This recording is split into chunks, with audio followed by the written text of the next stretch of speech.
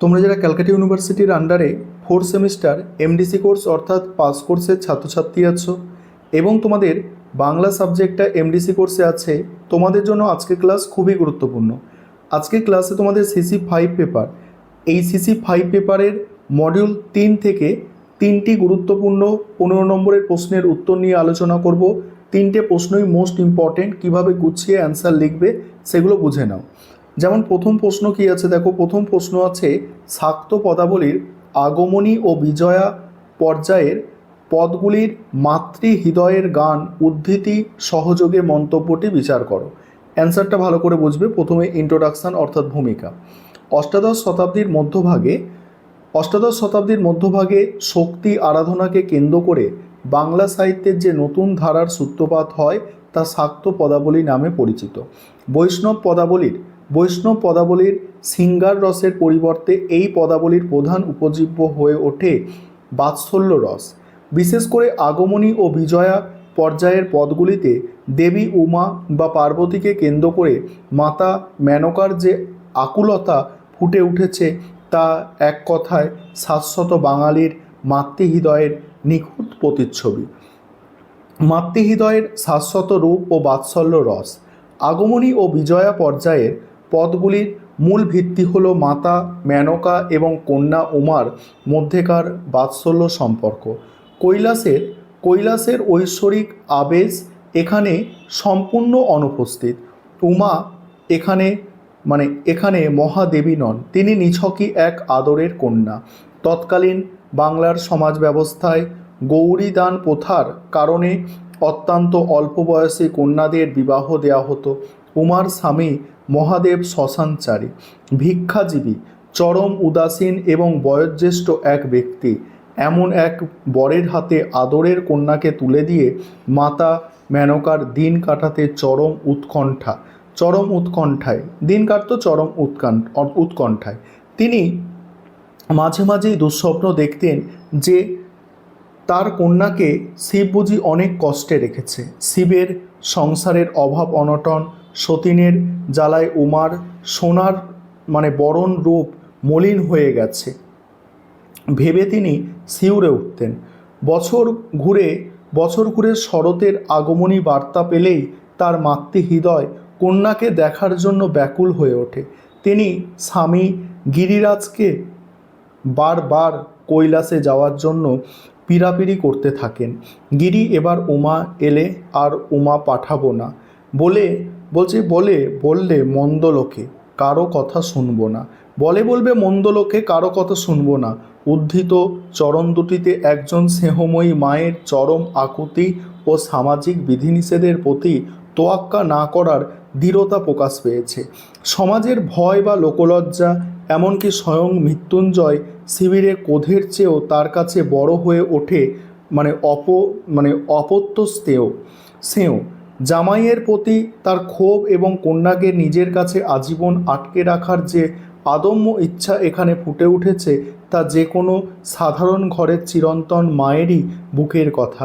হিমালয়ের গৃহে উমার আগমনের পর সপ্তমী, অষ্টমী, নবমী এই 3টি দিন চরম আনন্দ উৎসাহের মধ্যে দিয়ে কেটে যায়। কিন্তু নবমীর রাত থেকেই মা মেনকার বুকে আসন্ন বিচ্ছেদের কালো ছায়া ঘনিয়ে আসে। তার কাছে নবমীর রাত যেন এক নিষ্ঠুর খড়গ, যা তার বুক থেকে আদরের কন্যাকে ছিনিয়ে নেওয়ার বার্তা নিয়ে আসে। প্রকৃতির অমোঘ নিয়মে নবমীর নিশি অবসান হয়। বিজয়ার দিন স্বামী মহাদেব যখন কন্যাকে ফিরিয়ে নিয়ে যেতে ডুমরু বাজিয়ে উপস্থিত হন, তখন মেনকার বুকটা হাহাকার যেন বাংলার প্রতিটা পল্লী গ্রামের কন্যা বিদায় মুহূর্তের বাস্তব চিত্র হয়ে ওঠে। তনয়া পরের ধন বুঝিয়া না বুঝে মন, হায় হায় এ কি বিড়ম্বনা বিধাতার।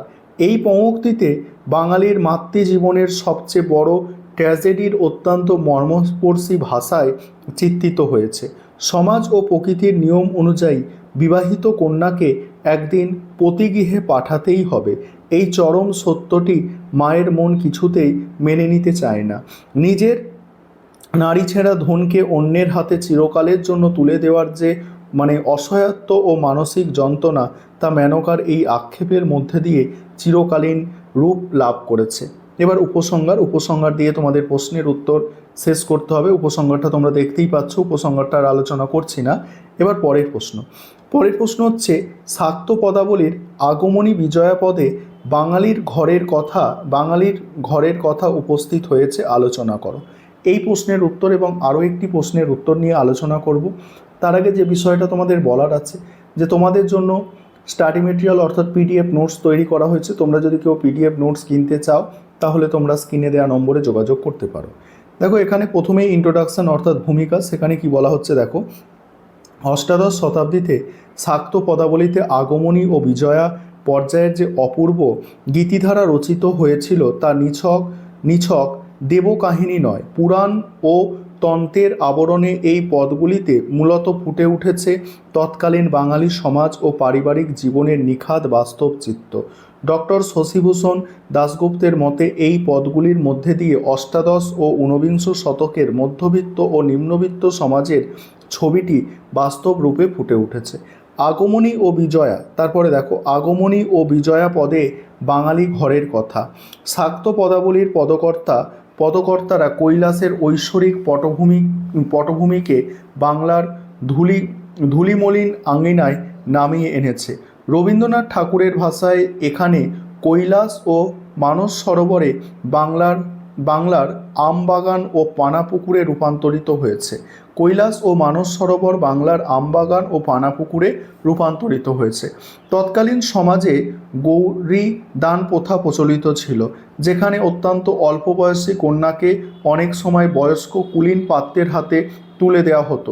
মহাদেব হলেন সেই কুলীন ব্রাহ্মণের প্রতিনিধি, যার সংসারে একাধিক পত্নী বর্তমান এবং যিনি শ্মশানচারী, নেশাগ্রস্ত, ভিক্ষাজীবী এবং বিষয়কর্মে চরম উদাসীন। এমন এক অভাবগ্রস্ত সংসারের পাত্রের হাতে আদরের কন্যাকে তুলে দিয়ে বাঙালির মাতা মেনকার বিনিদ্র প্রহর কাটে, অর্থাৎ ঘুমহীন প্রহর কাটতে থাকে। তারপর দেখো, কন্যা শিবের ঘরে কেমন আছে, সেই দুশ্চিন্তায় মেনকার বুক কেঁপে ওঠে। তার মনে হয় দারিদ্র নেশাগ্রস্ত জামাতা হয়তো অভাবের তাড়নায় কন্যাকে সাধের গয়নাপত্র সব বিক্রি করে দিয়েছে।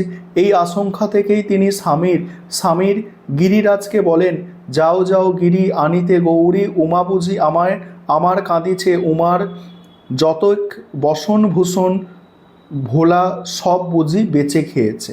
তারপরে দেখো, উপরিক্ত পদটির নিখাদ বাঙালি ঘরের চিত্তে প্রতিফলিত হয়েছে।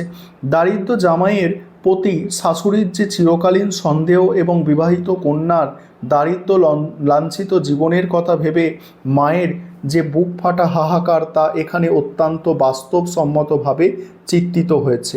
শাশুড়ির এই আশঙ্কা বাংলার গ্রাম্য সমাজ জীবনের এক অতি পরিচিত ছবি। দীর্ঘ অপেক্ষার পর কন্যা বাপের বাড়ি এলে মায়ের আনন্দ যেন আর ধরে না। উমা বাড়ি আসার পর মেনকা তাকে নানা প্রশ্নে জর্জরিত করে তোলেন, যা যে কোনো বাঙালি মায়ের এক স্বভাবসুলভ আচরণ। সপ্তমী, অষ্টমী, নবমী এই 3 দিন হাসি, আনন্দ, উচ্ছ্বাসে দ্রুত কেটে যায়, কিন্তু নবমীর রাতে ঘনিয়ে আসলেই মায়ের মনে বিচ্ছেদের সুর বাজতে থাকে। তিনি নবমীর নিশাকে অবসান না হওয়ার জন্য কাতর প্রার্থনা করেন, কিন্তু নিষ্ঠুর প্রকৃতির নিয়ম। সকাল হয়, জামাতা মহাদেব ডুমরু বাজিয়ে উপস্থিত হন উমাকে ফিরিয়ে নিয়ে যাওয়ার জন্য। বিদায় লগ্নে কন্যার বেদনা বিধুর মুখ দেখে মাতা মেনকার হৃদয় কান্নায় ভেঙে পড়ে। আমার গৌরীলে লয়ে যায় হর আসিয়ে, কি কব হে গিরি রব রঙ্গ দেখো বসিয়া, বিনয় বচনে কত বুঝিলাম নানা মত, শুনিয়া না শোনে কানে ঢলে পড়ে হাসিয়ে। উদ্ধৃত অংশে এক অসহায় বাঙালি পিতামাতার চিত্ত ফুটে উঠেছে। কন্যাকে শ্বশুরবাড়িতে পাঠানোর সময় মায়ের যে চরম কাতরতা এবং অন্যদিকে সমাজের নিয়মের কাছে পিতার যে নীরবতা, তা এই পঙ্ক্তিগুলির মাধ্যমে প্রকাশ পেয়েছে। জামাতা শিব এখানে উদাসীন, শাশুড়ির কাতর অনুরোধে সে কানেই তোলে না, কেবল নেশার ঘোরে হাসে। এই তৎকালীন পুরুষতান্ত্রিক সমাজে মেয়েদের অসহায় অবস্থায় এক নিখুঁত প্রতিচ্ছবি। মেনকার এই বেদনা যেন বাংলার প্রতিটি গৃহের মায়ের বেদনা। এবার উপসংহার দিয়ে তোমাদের প্রশ্নের উত্তর শেষ করতে হবে, আর এইভাবে লিখলে তোমরা ভালো নম্বর অবশ্যই পাবে। পরের প্রশ্ন হচ্ছে, ভক্তের আকুতি পর্যায়ে পদে তৎকালীন সমাজ জীবনের যে চিত্র ফুটে উঠেছে তা আলোচনা করো। প্রথমেই ভূমিকা। অষ্টাদশ শতাব্দীর মধ্যভাগে শক্তি আরাধনাকে কেন্দ্র করে বাংলা সাহিত্যে শাক্ত পদাবলীর উদ্ভব ঘটে। এই ধারণার অত্যন্ত গুরুত্বপূর্ণ পর্যায় হলো ভক্তের আকুতি।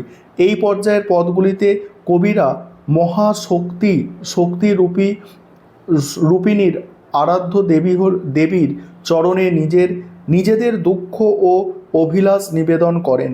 তবে এই পদগুলি নিছক পরলৌকিক সাধনতত্ত্বের মধ্যে সীমাবদ্ধ থাকেনি, বরং এগুলির মধ্যে দিয়ে অষ্টাদশ শতাব্দীর অবক্ষয়ের যুগের হতাশা, নৈরাশ্য এবং সামাজিক যন্ত্রণার এক বাস্তব চিত্র ফুটে উঠেছে। তারপরে কি বলা হচ্ছে, ভক্তের আকুতি পর্যায়ে তৎকালীন সমাজ জীবনের চিত্র। অষ্টাদশ শতাব্দী ছিল বাংলার ইতিহাসে চরম রাজনৈতিক ও সামাজিক অস্থিরতার যুগ। শাক্ত পদকর্তারা মূলত ছিলেন সহজ সরল অনাড়ম্বর জীবনযাপন করা সাধারণ মানুষ। তাই তাদের উপাস্য দেবীও আর কৈলাসের ঐশ্বর্যময় দেবী হয়ে থাকেননি, তিনি হয়ে উঠেছেন ঘরের মা। জগৎ মাতার সঙ্গে এই প্রত্যক্ষ মাতা পুত্র সম্পর্কের কারণে কবিরা তাদের ব্যক্তিগত ও সামাজিক জীবনের দুঃখ দুর্দশার কথা অত্যন্ত সহজভাবে মায়ের কাছে ব্যক্ত করেছে। সমাজ জীবনের দারিদ্র্য, বঞ্চনা, নৈরাশ্য তাদের পদগুলিতে বারবার ছায়া ফেলেছে। তৎকালীন সমাজে সাধারণ মানুষের ওপরে জমিদার ও প্রভাবশালীদের শোষণ ছিল নিত্য নৈমিত্তিক ঘটনা। আদালতে মিথ্যা মামলায় জড়িয়ে সাধারণ কৃষক ও গরিব মানুষকে সর্বস্বান্ত হতে হতো। সাধারণ মানুষের জীবনে এই চরম নিরাপত্তাহীনতা ও আইনি হয়রানির চিত্রটি রামপ্রসাদ সেনের পদের রূপকের আড়ালে চমৎকারভাবে ফুটে উঠেছে। মাগো তারা ও শঙ্কীর বলছে, দেখো, মাগো তারা ও শঙ্করী কোন অবিচারে আমার পরে করলে দুঃখের ডিগ্রিচারি। এখানে ডিগ্রিচারি শব্দটি তৎকালীন সমাজ জীবনে এক রূঢ় বাস্তবতাকে তুলে ধরেছে। ইংরেজ শাসন ও দেশীয় জমিদারদের শোষণে জর্জরিত সাধারণ মানুষ প্রায়শই আইনি জটিলতায় পড়ে সর্বস্বান্ত হতো। আদালতে ডিগ্রি জারির মাধ্যমে দারিদ্রদের ওপরে যে অবিচার নেমে আসত, কবি সেই সামাজিক যন্ত্রণাকেই মায়ের প্রতি অভিমান হিসাবে ব্যক্ত করেছেন।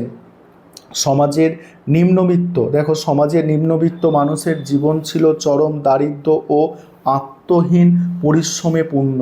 অভাবের তাড়নায় মানুষ যন্ত্রের মতো খাটত, কিন্তু তাদের ভাগ্যের কোনো পরিবর্তন হতো না।